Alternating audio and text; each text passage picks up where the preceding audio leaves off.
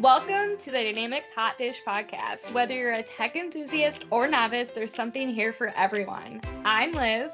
And I'm Allie, and together we're your hosts. Join us as we dive into the world of technology, implementation, and management. From hearing expert insights to exploring inspiring stories of tech impact, we cover it all. We'll interview technology users, configurators, and leaders where we discuss driving effective tech adoption in businesses. Tune in to laugh, learn, and leverage the power of technology. The future is tech-driven. Let's navigate it together.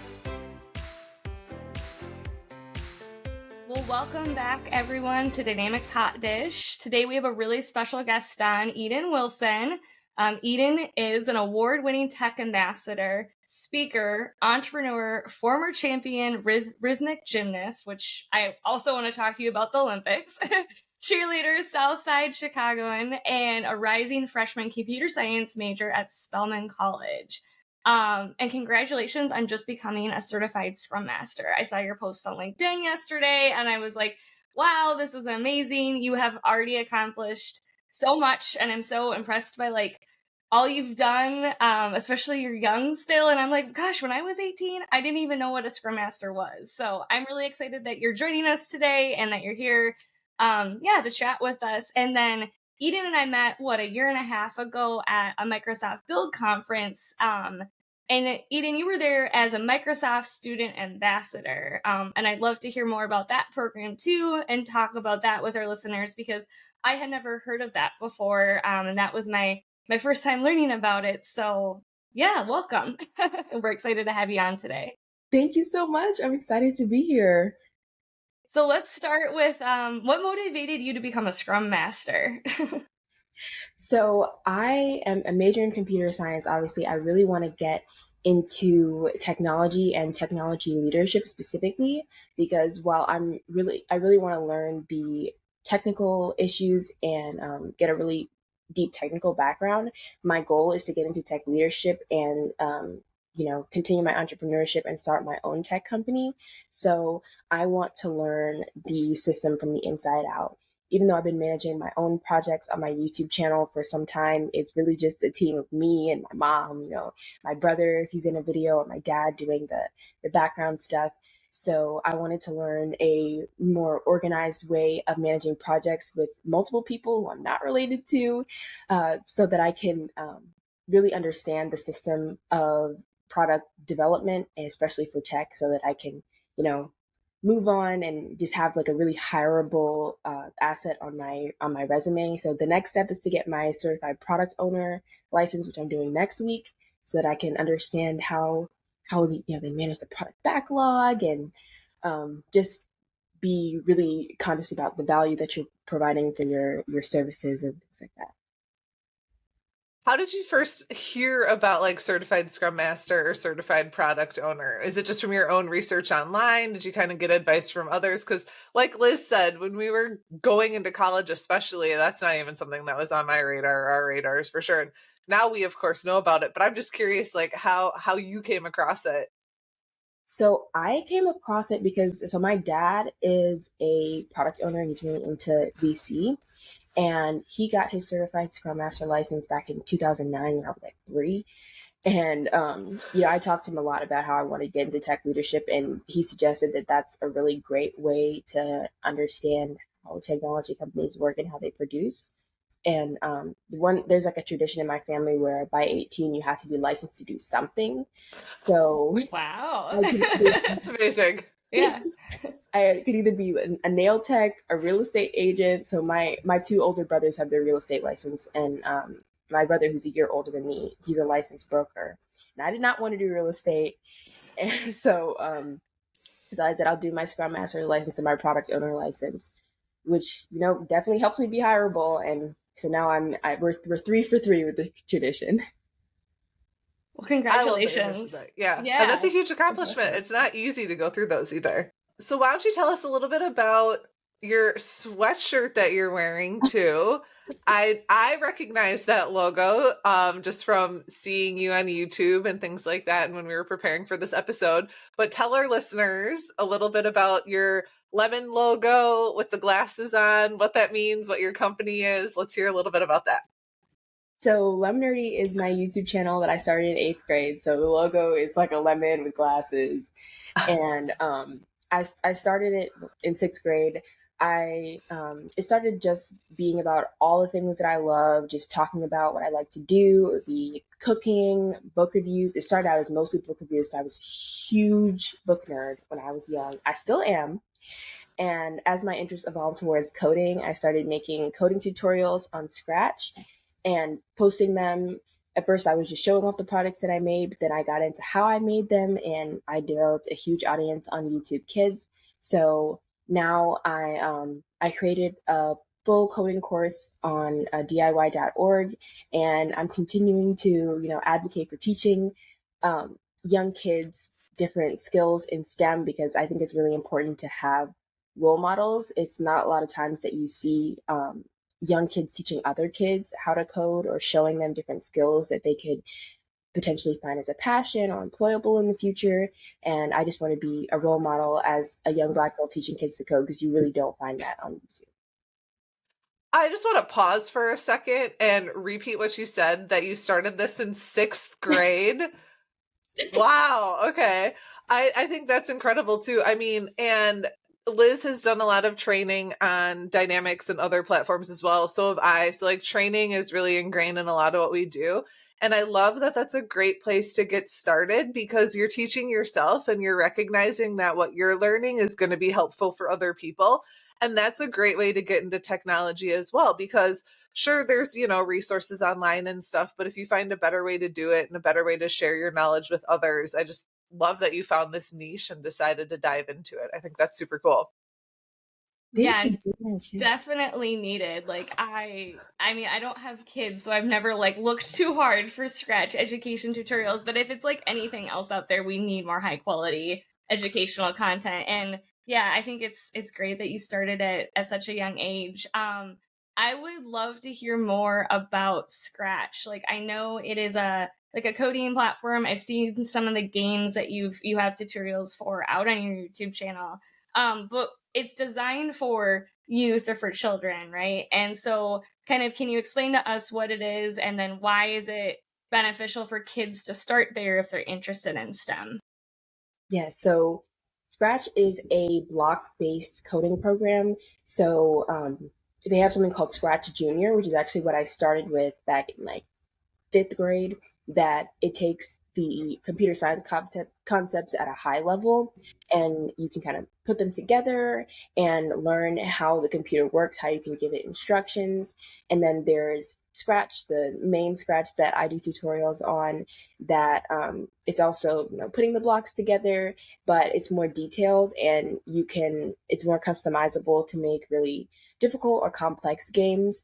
And it's really helpful because it's a visual way to start coding and you can make your products come to life immediately. So one thing that it kind of frustrates me about learning other languages is that you can't just like make everything happen immediately. The visuals and the code are usually very separate, but Scratch is really helpful because you can see your vision almost immediately or really quickly, and that helps kids get really into coding because it's really easy to make games. And one of the ways that it's really good to encourage kids to code is, kids love playing games, but they also like to have their games cater to what they like to do. So one of my motivations for coding was creating really girly games because, I grew up with two brothers and I love playing video games, but they didn't have as many dress up games or Barbie games and stuff like that. So I wanted to create my own games. And I think Scratch is really helpful for that because you can really tap into what you like and mix that with computer science. And that's how you get people interested in computer science, because you can take something that they really love and kind of just mash it together. And you know what's cool too is kids are so creative, Right. right? Between like imagination and just things that they come up with. And it sounds like Scratch is going to be that kind of platform for the modern age of taking that creativity and channeling it into like building games and things like that as well. So I think that's amazing. I think that's a great use case and to get kids involved and learning how to code, like you said. And Liz, I don't know if this went through your mind as she was talking. It went through mine, and maybe it's a little bit of a stretch, but it reminds me of the Power Platform, honestly. So, like, we weren't sure if we were going to loop back to like dynamics in the Power Platform and talking to you, Eden, but I'm totally going to make this reach right now because Microsoft has that low code, no code kind of. If you've heard about that, that's their like no code, low code platform. And a lot of it is like drag and drop and just kind of creating a field and then putting it on a form. And you get to see like your forms come to life in front of you. It's And WYSIWYG. yeah, Yeah. exactly. And it's great. Definitely not like Scratch in the sense that you're building whole blown games or anything like that. But it is really nice for like visual people like you, like me, for sure. And being able to just like move things around and see how it looks right away instead of like going through all of this and then testing it and then seeing it later. So keep that in mind if you want to get into the Power Platform. Might be a good place. I will. Yes. I thought the same thing, Allie. I'm glad you brought it up. I'm like, maybe it was just too far of a stretch. But it's But very no, we both went rewarding. there. Yeah, it's very rewarding to see immediately like what you're building visually and it's available in the system, and also to be able to do it all yourself, like to not have to hand it off to different teams because you're only working on like one aspect of the app or platform in our instance. So yeah. What about where do you see Lemonerdy going in the future? It sounds like it's kind of evolved over the last few years since you've started it. Where do you see it going? Where are you putting your time at these days? So I created most of my tutorials like my freshman and sophomore year. Junior year was kind of working on Lemonerdy University and trying to get into the startup space, applying for things. And senior year, I focused mostly on college. But now that I'm going into college and I'm learning more languages, more information about technology, I want to apply what I learn and kind of teach it to my audience like right after I learn it. I think that's a great way to kind of digest the information that I learn in college. But as my audience grows up, because I started doing my coding tutorials specifically freshman year, and my audience is growing up with me. So as they kind of master Scratch and move on, I want to be able to teach them different skills. So the next step for Lemonerdy is teaching JavaScript and Python, just whatever I digest, I want to give it back to my audience because the goal is to have my students be as empowered and as knowledgeable as I am. I don't want to gatekeep anything. As soon as I learn it, I want somebody else to be able to learn it because even if they're not in college yet, I want them to be able to have a head start. I want them to be entertained and empowered by whatever content I put out. I love that. Do you feel like when you then like learn something and teach someone else about it that you learn it even better because you have to like explain it? Yeah. Yes, I do. I feel like it's definitely it's really helpful, and it works the same way in school. If somebody asks you a question, you have to explain it to them. You digest it better because you understand every part of it, including the best ways to explain it, the best ways to explain it to yourself. And when I'm just learning by myself, I find the best way for me to learn or remember something is to try to explain it back to myself. That's how I learned math. I'm not a huge math person. Whenever I tell people that I'm a computer science major, they're like, "Ooh, blessings on you. I'll pray for you." And they're like, I'm not a huge STEM person, but I never considered myself a STEM person until I got into computer science. But I think it's definitely helped me become more confident in other subjects, just by learning how to teach things to other people and teach things back to myself. Absolutely. And having to explain it in like simple terms too, right? And trying to get your brain to slow down a little bit. I know that's what happens to me is like when I'm doing it, I can just do it. But then explaining it, you almost have to take some steps back and think, okay, well, now I have to explain why I did it this way. And you can't just say, like, because it made sense to me, so I did it this way. You have to like actually think about like, okay, why is this the best way to do it? Why am I recommending it this way? And I think that's great. I think that's going to give you a lot of skills as you move forward into the future as well. And especially as you're talking about like product management, product ownership like that, that is truly like a role that bridges IT and the business, right? So like you're going to have to be able to explain the tech at a low enough level to the business to get them to understand it, but also still speak tech a little bit there too. So I think all of these skills that you're learning throughout founding your own company is highly transferable into that kind of tech space that you want to get into. Which Which, speaking of, what tech space do you want to get into? What are your goals? Like, computer science is big. Where do you want to end up? So I want to end up in educational technology. Even though I've mostly been in content creation so far, I want to create the educational technology. So kind of like my own version of Khan Academy.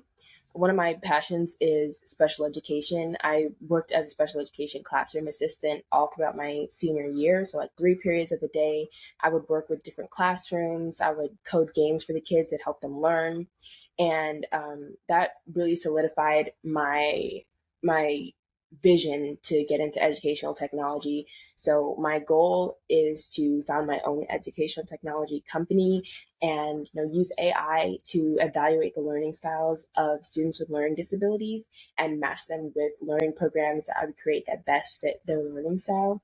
So EdTech is kind of the wider vision, and I'm hoping that I'll be able to intern at a couple of different places, get some work experience, and then hopefully start my own company. I can't wait to see what you do. Like, that sounds like an Same. awesome company idea. Very needed. Yeah, and I think it's a space that isn't saturated, truthfully. I know Liz and I know a handful of people too in kind of that ed tech space, like related to dynamics and the Power Platform specifically, and of course other areas as well. And I would say it's definitely needed. And to tell you too, like Liz and I both, well, I'm a consultant. Liz has been a consultant. We've both been consultants on Dynamics Power Platform, and we can both say that one of the things that gets cut a lot from projects is like training budget. And it's hard because having that training background, that it's super important for user adoption. And I think that's important for you to know too, as you go into this space, is like making it accessible, making it easy to use for companies who might not potentially want to spend all this time and money on education. And just making it easy and simple to use, I think, is going to be huge, because a lot of companies really want to skill up and power up their people, and they just need to find the right avenues in order to do that. So I think it's super smart. I love that you're going into this. Just like Liz said, I can't wait to see what you do. Yeah, and I'm really passionate about like college alternatives, because a lot of times people want to switch careers and like they didn't initially go into tech, but now they want to be in tech, or college is not just accessible for everyone. And so having things like you mentioned Khan Academy, or like resources like that, gives the information, makes the information more accessible to everyone, which I think is just amazing. It's really, really impressive that that's your dream career. Thank you so much. I'm hoping I can make it a reality. I'm sure you will. Reach out if you ever want to talk more about it. But let's see, what do we want to ask next, Allie? I have one more Lemonerdy question, Sure. because I have to know. I love lemons, not gonna lie. I like lemon pretty much in anything. How did you come up with the name Lemonerdy? It's actually pretty similar to what you're saying. I also love lemons. Yay! Okay. Everything is like lemonade themed. I will never be able to drink enough lemonade. I can drink it my entire life, all day, 24/7, 365. I love lemons, and I'm also a huge nerd. I'm not ashamed of that. I'm not afraid to admit it. I'm a huge nerd. So my mom just asked me what I like. I said lemon. She said, "What's something that describes you?" I said Lemonerdy. I said I'm a nerd, and we just put it together, and we got Lemonerdy. And I think it kind of describes my YouTube channel in general, because it started out being about everything that I love. Now it's about coding, which is something that I love, and it empowers everybody to be a nerd, to learn, to improve themselves, to be passionate about what they really love. And yeah, so it's just a space for anyone to learn, to nerd out, and be comfortable with who they are, and what they love to do. I love I it. love That's I awesome. love that your YouTube channel isn't just one topic, because I feel like often people are like, you need to focus or you need to just pick one thing, but you cover tons of different things, and I'm like, I was impressed by that. I thought that was really, really cool.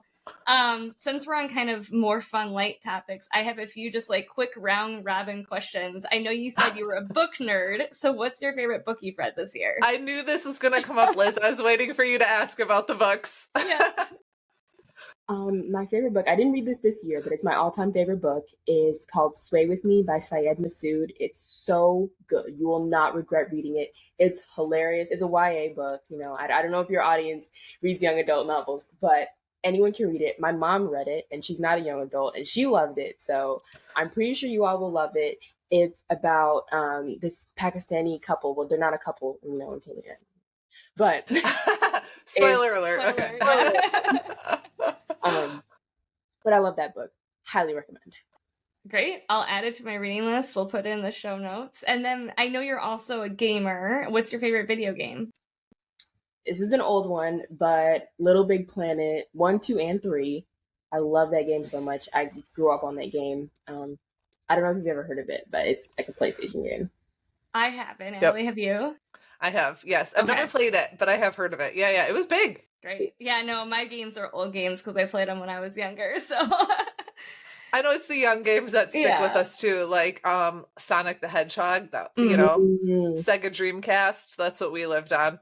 Yeah, anything from the Nintendo 64. All right. Well, okay. So circling back to, I want to hear a little bit about the Microsoft Student Ambassador Program. Because, Liz and I work a lot in the Microsoft space, and it sounds like you had a really cool opportunity to be part of that program for Microsoft Build. Can you tell us like what that program is and how you got involved? Yes. So I was part of the Content Creator Ambassador Program, and I was actually the youngest person to ever do it. I was the only student actually, and oh, awesome! Wow. I was actually the youngest person at the conference. I couldn't walk around by myself. It was like me and my mom, because everybody was over 18 and I was like 16, 17. But we were flown out to Seattle for the Microsoft Build conference. It was really fun. We were able to create all sorts of content based on the tours and everything that we learned at Microsoft Build. We got to see the quietest room in the world at Microsoft headquarters. We got to tour Microsoft HQ. We saw the museum, we made all sorts of videos about that, and we got to interview an exec of our choice. So that was really fun. I got to interview Deirdre Quanstrom. She's amazing. She's in the educational technology space at Microsoft, working with Minecraft. Also, one of my favorite games. I play that with my brothers all the time. Love Minecraft. So that was really fun. We got to create a whole bunch of content, got to see all sorts of really cool sessions at Microsoft, learning about AI and Copilot, Azure. That was really cool. What else did we do?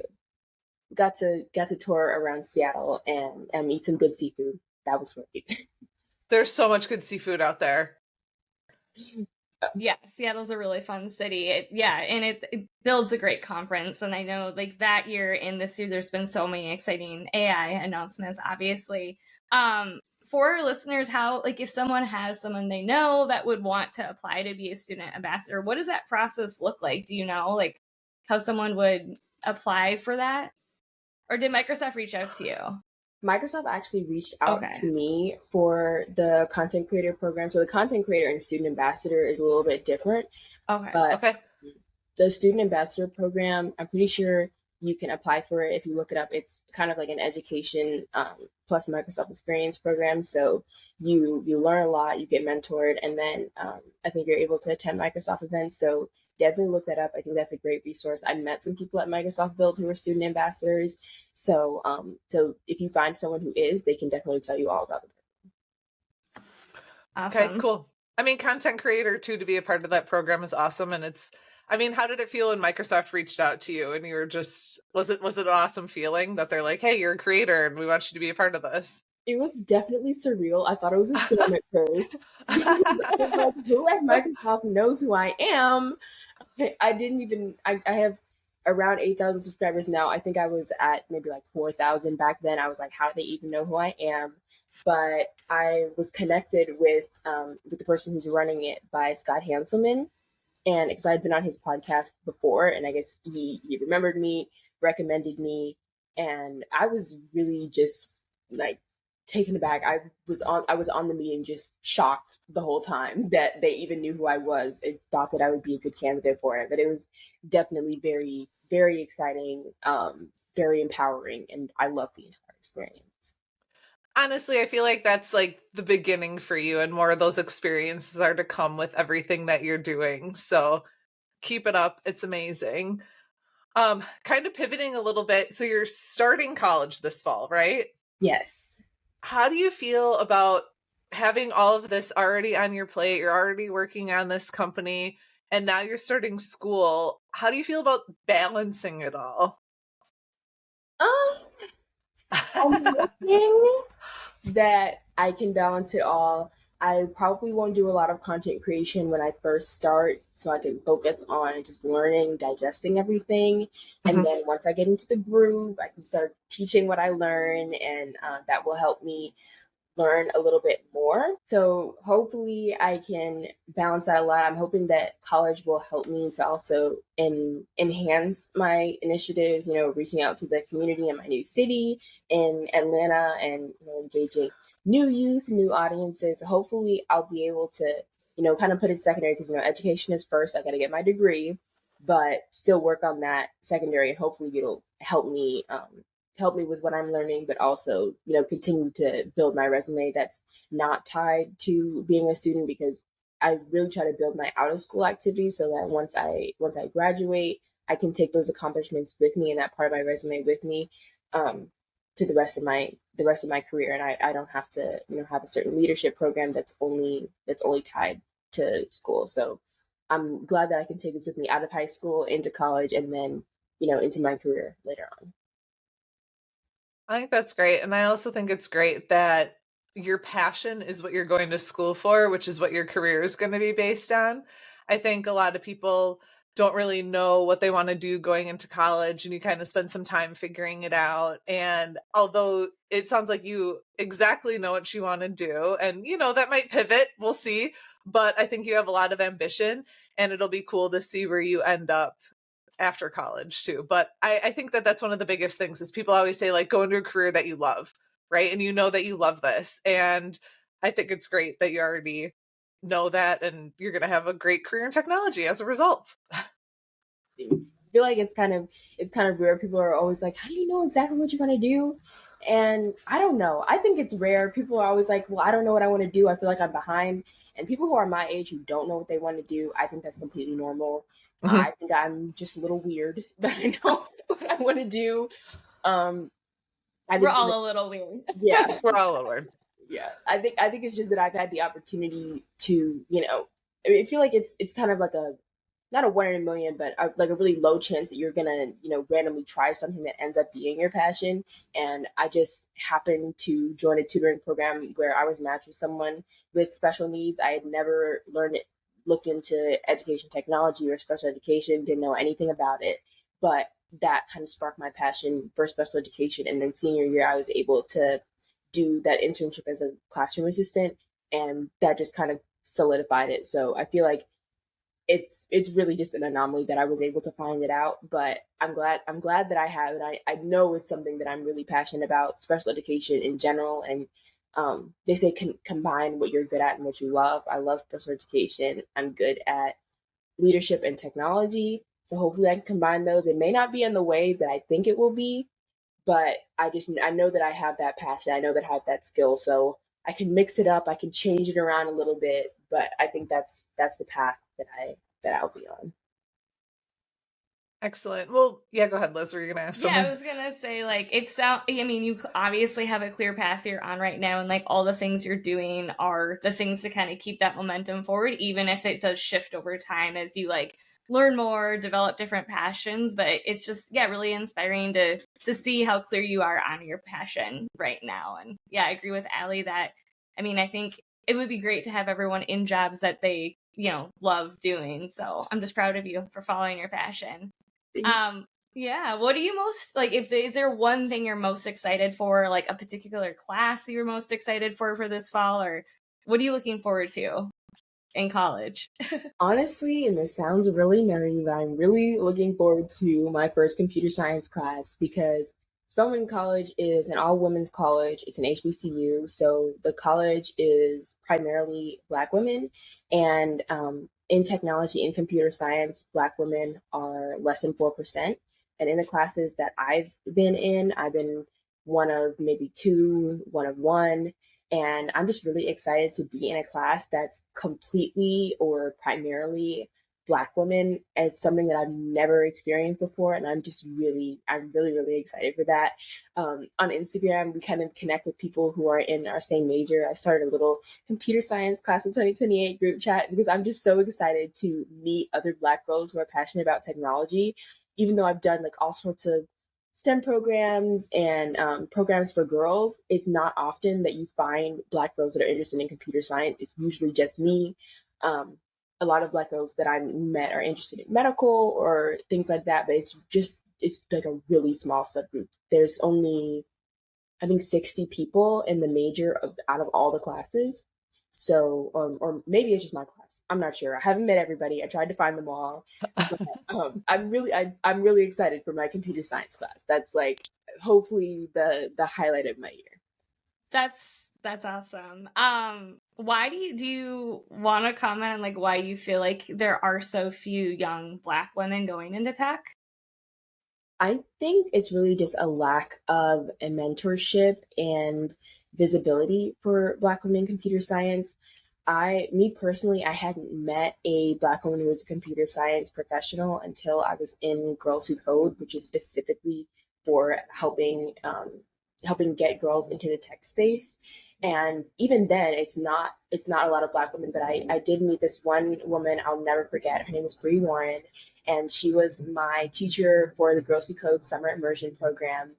And she said that she worked at IBM, and I was so excited. I remember after that session, I ran out of my room and I told my mom, "There is a Black woman who works at IBM, and she looks just like me. I had never seen anything like that before." So I was really excited, and it really helped me see myself in that career. I always thought that that if I were to be in computer science, that it was, kind of just like a really far dream, something that nobody's ever done before, but that is not really something that people like me do. And one of the statistics that I read about is that girls are twice as likely to get into tech if they have a role model who's like them. And if you think about it, girls who don't see anyone who's like them succeeding, they're because that's just, they're half as likely to actually do it. So I think that mentorship is really important. And even if you're already in a tech space, just being outgoing, looking for someone who is like you, who's younger, someone to mentor, someone to literally just, you might not even have to do much to inspire them. Um, there was another content creator named Bree Warren who was, or not Bree Warren, Bree Hall, who was at Microsoft with me. And I don't even think we didn't have super deep conversations or anything. I just remember that I told her I was struggling in calculus and she encouraged me. She said, "You can do it. You're not bad at math. You can succeed." And I passed the course. And I will never forget that. It's not a lot that it takes to inspire someone who looks like you. So I think that's something that's going to be really helpful to get other Black women into the tech space. I think you hit on some very important topics there. And I think it goes to show you around how important it is to have those conversations about representation, and representation matters, and finding people that you can relate to. And like you said, that can mentor you as well, I think is huge. And I think that goes to show to all of us that just some words of encouragement and some positivity can really go a long way for people that you might not expect to need it either. And just to be kind to others and support others, and especially as women, if we can help build each other up in whatever way possible and take over the world for real. That's the goal. That's the goal. I know that Liz also mentioned in your introduction, I'm pivoting hard here, but she mentioned in your introduction that you were in rhythmic gymnastics. What is rhythmic gymnastics? So rhythmic gymnastics, it's nothing like artistic gymnastics. We don't flip. The most we'll do is like a back walkover, front walkover. But there's different apparati, I don't know the term. But there's ball, hoop, ribbon, club, Oh, rope. So we throw things, we catch things. It gives a little bit of circus. There's dance. It's kind of like acrobatics. There's like you do balances, so maybe like there's balances, turns. There's a lot of elements of dance in it. So they have like the body position. So maybe you'll do something that's like super fast, or you'll throw something, catch something. It's kind of like a melting pot of lots of different sports. So it gives very circus, but it's really fun. I think it resonated with me a lot because it's very challenging. You have to pivot a lot to different apparatuses because ball is not the same as clubs or hoop, and you have to be very multi-talented. So that was really fun for me. I did that all through sophomore year, and then I started doing cheerleading. I used to want to go to the Olympics. I don't anymore. I stopped that after sophomore year. You can probably tell I've always been a very ambitious person. I'm always like, if I'm gonna do this, I'm gonna do it for I'm real. picking up on that. Yeah. So the Olympics, that was the goal for a long time. Paris 2024 was actually supposed to be the time that I went to the Olympics. That was in my vision. I was gonna be at Paris 2024. Obviously, I'm not in Paris right now, but if in another universe, maybe I would be, probably not.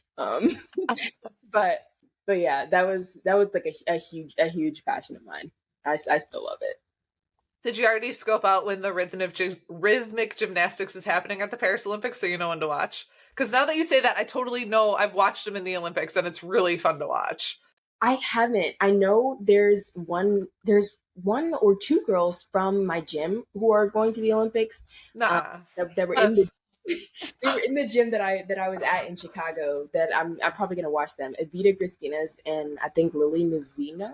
I don't know if Laura Zhang is doing it this year. I know she was there for I think Rio and Tokyo. But we'll see. I'm definitely gonna watch. But I saw most of the events are like 3 a.m. because of the time difference. oh, You just watch the recording. Yeah, But I'll yeah, probably watch the replay on YouTube. that would be even make it more fun if you like know the people. Yeah, Stay up late. competing. Yeah, that's exciting. Well, I hope you can do you have any plans to like continue like your athletic hobbies in college, or do you think those will be kind of put on the back burner to focus on academics? I will say that dance, it's like I kind of have to do it. I don't want to say it's an addiction, but it's like I'm always dancing around the house. I'm always doing something. So hopefully I'll be able to continue doing cheerleading in college. It's a lot more competitive in college, so I'm not going to do it freshman year. I want to focus on academics freshman year because I'm there for the degree. So my parents said I'm not in college to be a cheerleader. But maybe sophomore year, I'll work on my tumbling and be on the sidelines. I'm not looking forward to going to the games because then I'll be in the crowd instead of on the field, and I'm sad about it. But You're gonna have FOMO. You're gonna be like, I should be down there. exactly, I'm gonna be doing the cheers like.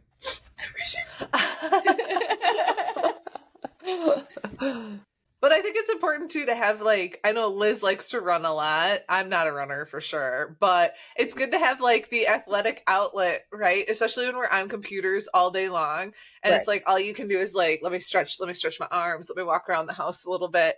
But it's nice to have that athletic outlet as well. And especially I feel like it keeps you sharp, right? So you Yeah. can dance around and then do a little something on the computers and then go sit in class for 9 hours a day. You need the variety. Yeah, it's a good thing.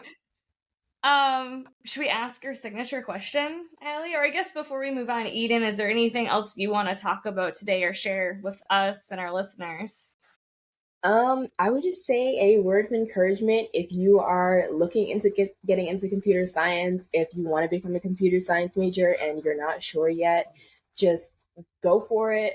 You can do it. It may be hard, but there is people to help you along the way. Look for resources, look for mentorship because you will be more likely to succeed if you have someone that's on your side, ready to encourage you, keep you on track. So seek help from other people. Don't be afraid to ask for help. I know that's something that I always have trouble with. I get really frustrated if I can't do something by myself, but it's best to ask for help because then you have those connections and that network that's really looking to support you. So don't be afraid to follow your passions, get into your dream in computer science or technology because you can do it.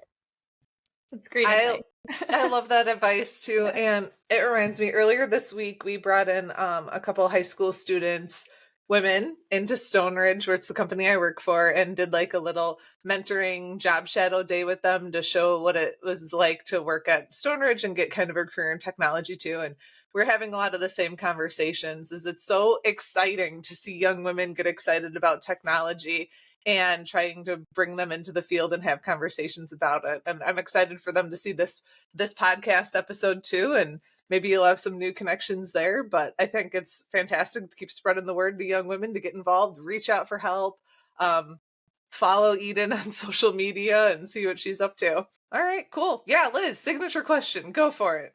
Okay. So, Eden, what is your favorite hot dish? And you're from Chicago, so you might know what a hot dish is. Do you know what a hot dish is? Like a good food. It's like a casserole. So it's like the Minnesota word for a casserole. Or anything that's baked in the comfort oven. Food. Or a comfort food. We've expanded it very broad. Okay, this one is controversial, but I do like to go my pizza. If you think about it, tomato is a fruit. So it is. I mean, yeah. Pineapple does belong on pizza. Pineapple pizza is one of my favorite foods in the world. Sometimes I put bacon on it. I love pineapple pizza. Some people say it's nasty. You shouldn't have sweet things on your pizza, but me personally, I think it's good. And I think everybody should. But you don't have to. You don't have to. I love a good Hawaiian pizza. I'm with you. And most people don't want you to order it when you're ordering pizza. Exactly. Like, what does everybody want? I'm like, pineapple pizza. And they're like, oh my gosh, Eden, no, that's disgusting. Well, you've got good company here. And if you ever want to go get pineapple pizza, Liz and I got your back. Okay. I might throw a jalapeno on there with it, but yeah. That's all right. As long as pineapple, as long as you're down with the fruit on pizza, we're cool. We're cool. All right, good. I love it. Thanks everyone for tuning in for another episode, and thanks to Eden for joining us today. Go look up Lemonerdy online. We'll have the links in the show notes as well, so you can go find her and see what she's up to moving forward. And we wish you luck in your first semester of college coming up this fall. Thank you so much, and thank you for having me on the podcast. You're welcome. All right, bye everyone.